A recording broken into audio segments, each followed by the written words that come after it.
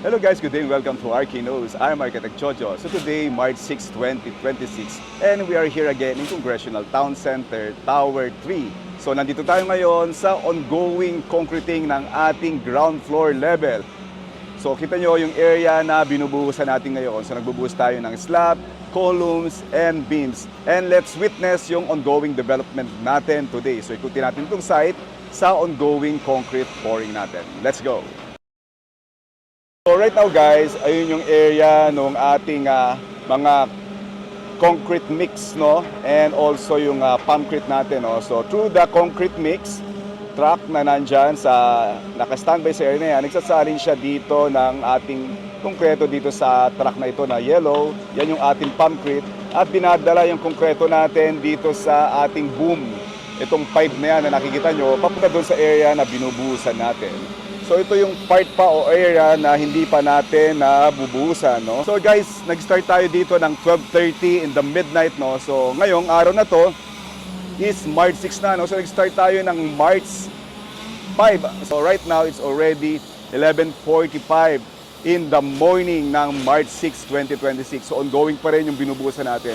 Dahil ang volume ng concrete na binubuhos natin dito is more than 700 cubic meters. So maraming konkreto tayong ibubuhos dahil malaki yung volume na kailangan natin para mabuhusan natin yung ating column, slab, and beams. So ito guys yung part or area na nabuhusan na natin.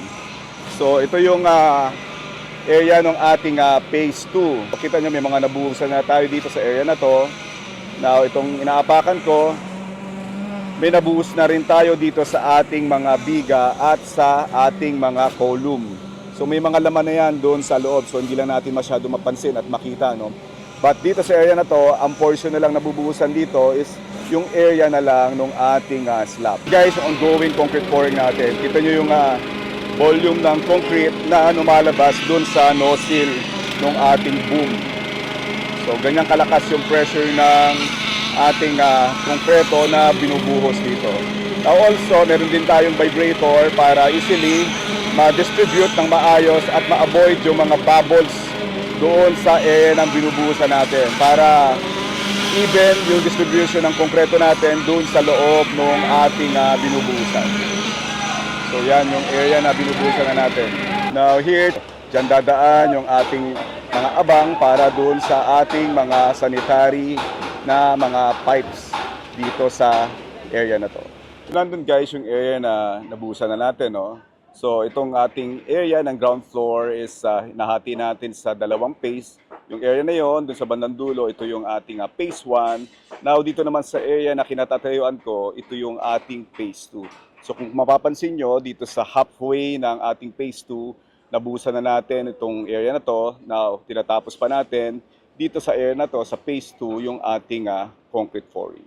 Napakahalaga sa pagbubuhos natin, dapat matibay yung mga support natin dito sa ilalim para kapag nagbuhos na tayo dito sa ibabaw, any weight ng ating konkreto is kayang buhatin ng mga support natin dito sa ilalim. Kaya napakahalaga na dapat matibay yung ating mga support sa ilalim para hindi ito bumigay at mag-cause ng accident. So yan yung mga few tips na kailangan natin na bigyan ng pansin lalong-lalo na sa ating concrete pouring. By the way guys, meron tayong nilagay na concrete spacer. So nakikita nyo yan, yan yung ating concrete spacer na nasa ilalim ng ating rebars. So bakit natin kailangan maglagay ng concrete spacer? So we need to do this para ma-attain natin yung tamang concrete covering ng ating konkreto. So para pagka kinalas natin yung forma, makapal or nasa tamang concrete covering yung ating slab. So meron tayong concrete spacer na nilalagay dito sa ating mga slab. So guys, yung area ng ating elevator core wall na binubuhusan natin. So ito na yung part or area na meron na tayong nabuhos na konkreto. Doon pa sa area na yon, yun pa yung mga natitira na kailangan nating tapusin at buhusan ng konkreto. Now ito naman guys, yung area ng ating tower crane. So yun ang ating tower crane. So meron tayong siding na nilagay dyan para yung konkreto hindi mapunta doon sa area ng ating tower crane. So notice guys, meron na rin tayong mga electrical conduit na nakaabang dyan, no? So kita nyo, yan. So sa ating pagbubuhos, lagay na yan or nakaset na yung ating mga electrical conduit, no, para sa ating power. So kita nyo yung area na yan. Now ito naman yung area na nabuhusan natin. So kita nyo yung mga electrical conduit na nakalagay dyan. So ito yung mga abang natin para sa mga sanitary pipes natin and water lines. Now, as you notice guys, may makikita kayong puti na materials na yan. So, yun yung ating styrofoam, no? Na nagsiserve as our seismic cap between two walls dito sa area na binubuhusan natin. So, ito guys, yung other angle ng area na binubuhusan natin. So, ito yung ating tower crane. So, ito pa yung part na hindi pa natin nabubuhusan. Pero tatapusin natin ngayong araw itong ating pagbubuhos. So dalawang zone yung binubusan natin guys dito sa ating phase 2 at doon naman sa ating phase 1. So kita nyo yung area na yon, yun naman yung grupo na nagbubuhos dito sa ating phase 1. So nandito yung line pipe. So itong line pipe na to is nakakonect din sa ating pumpcrete, no? So papunta dito. So yan ang methodology, kapag malayo yung bubuhusan, naglalagay tayo dito ng line pipe na galing doon sa ating ready mix na concrete dun sa ating pumpcrete. Pero kapag malapit lang is using this boom lang yung ginagamit natin. Ito naman guys yung area ng ating concreted service stair. So inaayos na yung surface ng ating stair tread para kapag nag-harden na yung concrete, maayos na yung magiging surface ng ating stair tread. Ito guys yung mga areas pa na kailangan nating tapusin na mabuhusan ngayong araw na to. So ongoing naman siya doon sa ating phase 2. So yun yung area ng slab, columns and beams na nabuhusan na natin. So evenly, dinidistribute din yung ating konkreto para hindi siya maipon doon sa part or section lang na binubuhusan natin. Ito naman guys yung other angle ng ongoing concrete pouring natin dito sa area ng ating phase 1. Man guys, yung ating aerial view ng ongoing concrete pouring natin.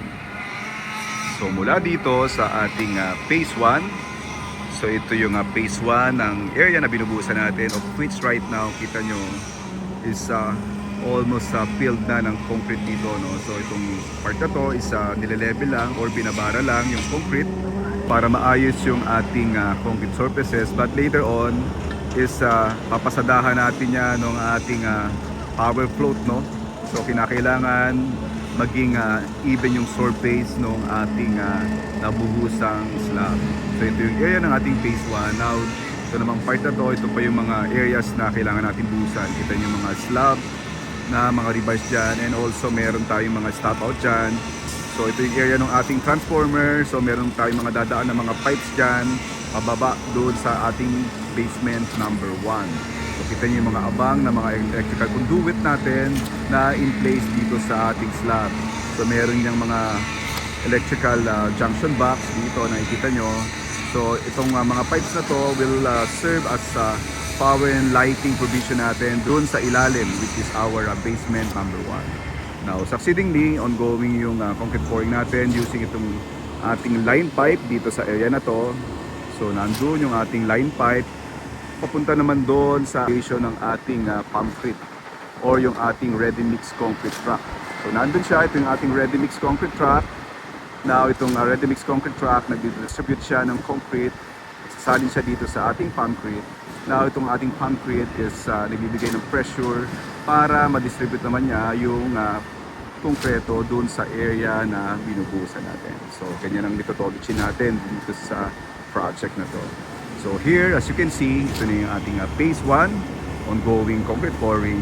Now going through, ito naman yung halfway, going to the phase 2, which is right now, filled na rin ng concrete yung area na to. Yung ating elevator core wall, so kita nyo yung na konkreto na elevator lobby natin. So kanya kalalaking bakal ng ating elevator core wall. So this one will continuously, itong mga reverse na to ay tuloy-tuloy hanggang dun sa pinakataluktok ng ating structure, because our structure is 39-story high na building.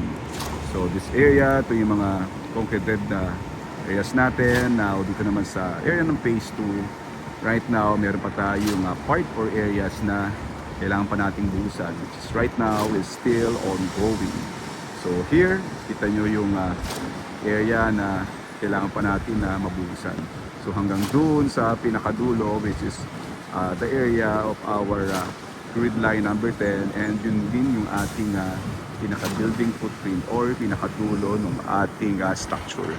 So here, this is the aerial view of the ongoing concrete pouring of Congressional Town Center Tower 3. Today, March 6, 2026. Alright guys, so these are all the development today, March 6, 2026, here in Congressional Town Center Tower 3. So this is the ongoing concrete pouring of our ground floor level. So matatapos ito ngayong araw, March 6, 2026. And ang methodology ng ating concrete pouring is monolithic concrete pouring para dito sa ating slab, columns, and beams. So abangan pa ulit natin yung mga updates dito sa project na to. And please do like, subscribe, and follow me para lagi kayong updated sa construction development and methodology ng project. Again, I'm Architect Joe. Staying with you on Architect. Thank you very much. God bless you.